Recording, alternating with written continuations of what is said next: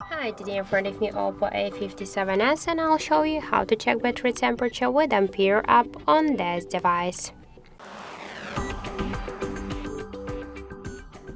So first let's launch the Play Store app, and in the search bar we should enter the Ampere. Now we should get this first application, that's why tap to install and wait a couple of seconds while this application downloading and then installing on your device.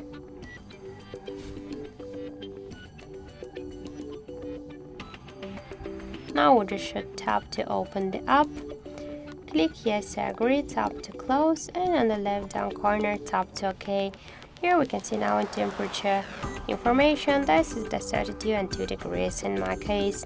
Also we can find here more information like the level, health, capacity, voltage, model, Android version and more other info.